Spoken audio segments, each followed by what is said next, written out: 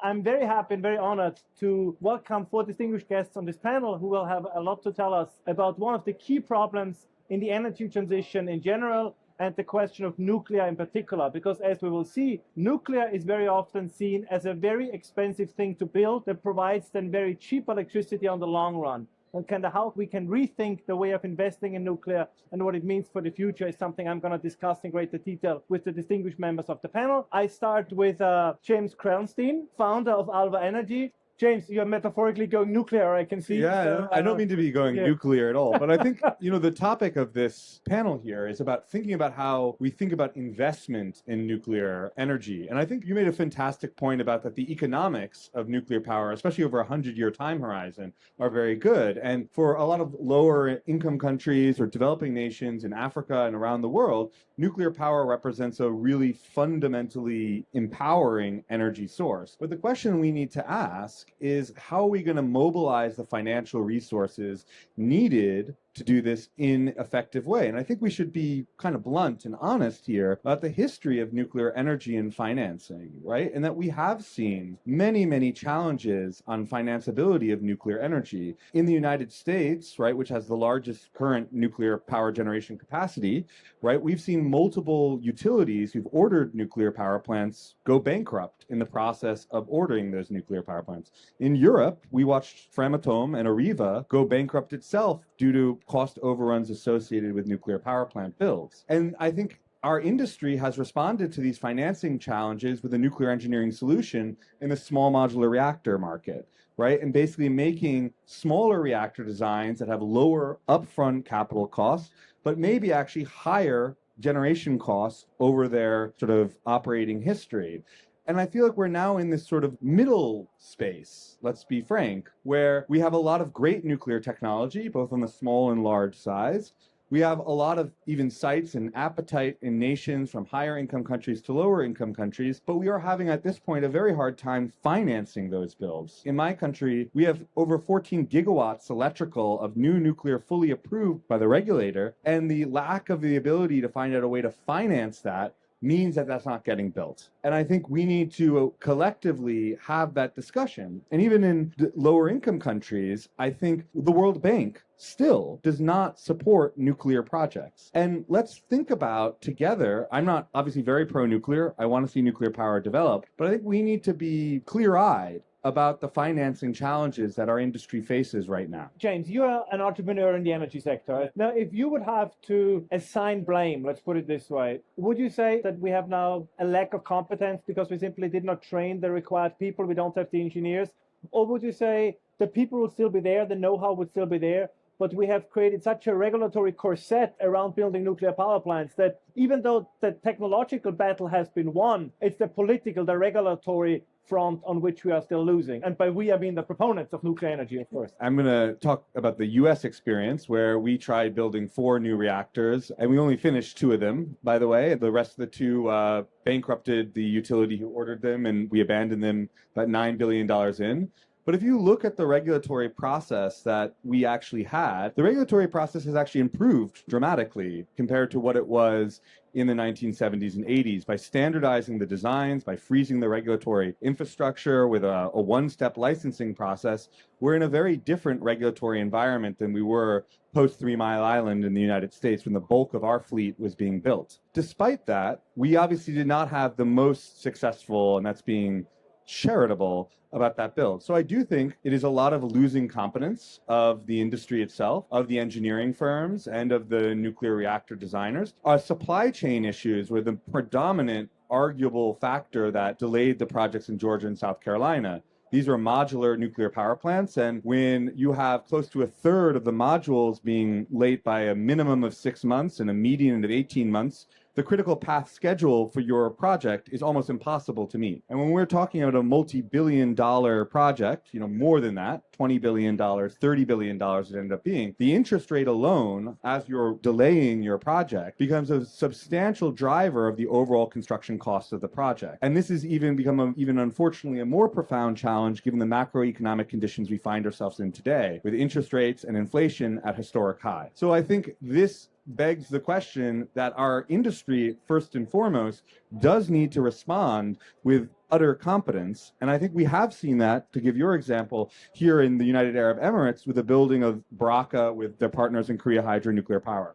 When we look at this, and then we look at energy infrastructure and the importance it plays in our daily lives, if we say that energy is everything, that energy is life, should we rely on private investors, or should we actually say, given the initial high capital expenditures, this should be government and state expenditure? If the government says we jump in, we take over, like we use tax money or however they finance it, because this is so crucial for our infrastructure that it just needs to be there, that everything else in the economy derives from the ability and the availability of having reliable and affordable energy. So this is a core service the government should provide. Or should we say, no, if the government does it, it's going to take too long and they're going to use the wrong model and it's going to be too expensive. Let the private sector do it. What approach would you prefer?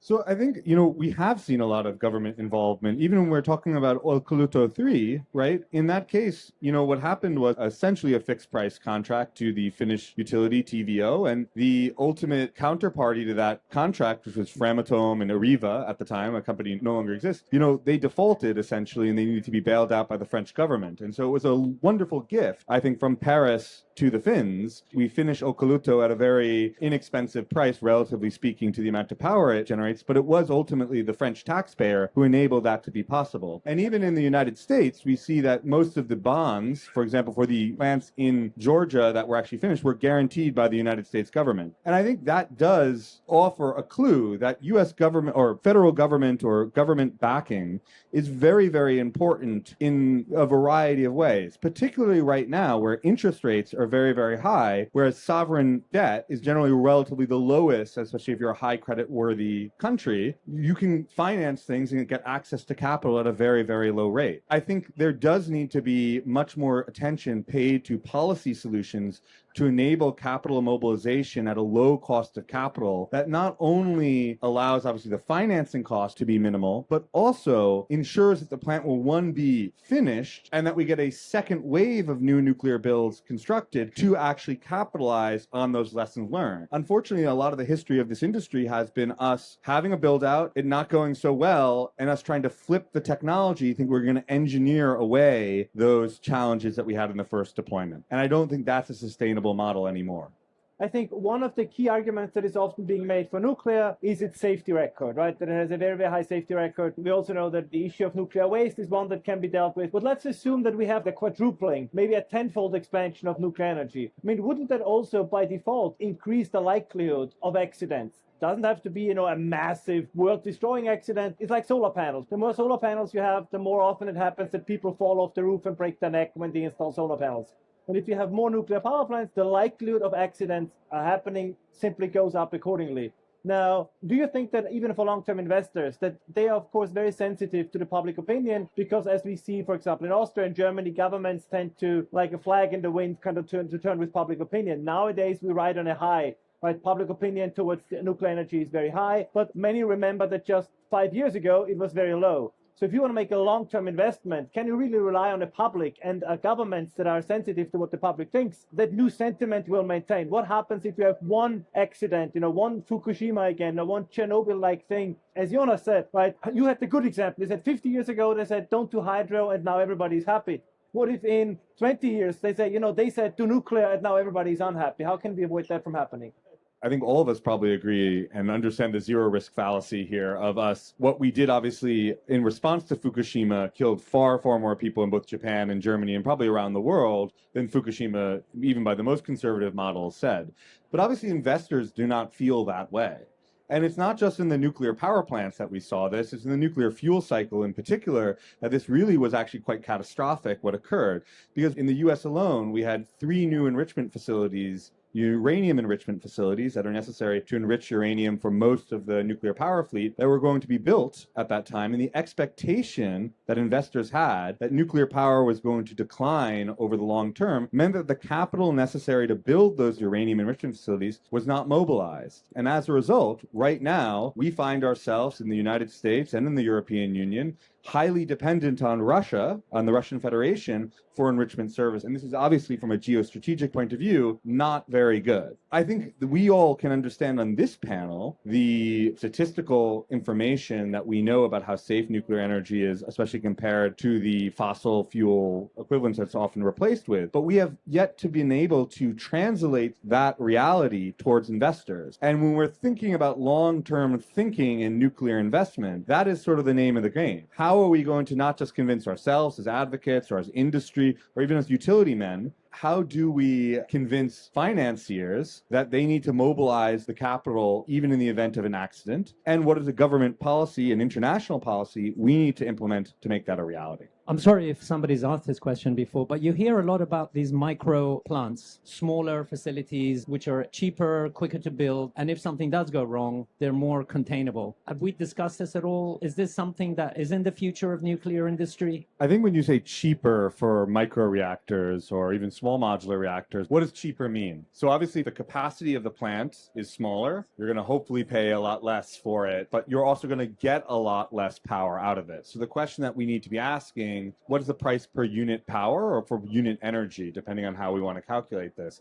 And it's not clear at this point, maybe it will be, maybe it won't be, that the smaller reactors are necessarily going to be more affordable. There's very good reasons to think they might be actually more expensive per unit energy. And the question that we have ultimately that's going to be proven out in the next decade or two is whether, in fact, the classical economies of scale that caused the nuclear industries from the 1950s, 60s, and 70s to get bigger and bigger and bigger, and therefore thinking, hoping, and maybe it didn't work always, but it generally did work, to get cheaper and cheaper per unit megawatt hour, if that can work the opposite direction. And there's a lot of reasons to think it may actually get cheaper. Maybe you can factory fabricate better. The financing is certainly going to be much, much easier to build a 10 megawatt plant than a 1,000 megawatt plant, even if the 1,000 megawatt plant is much more cheaper per unit megawatt hour than the 10 megawatt plant. So we're in this interesting place right now, I think, in the nuclear industry, where we're asking the question and we're about to try to see if we can go smaller and be more economical. But I think what is true right now, absent policy change, smaller is more financeable. It does not make it mean it's cheaper, however. That's the question.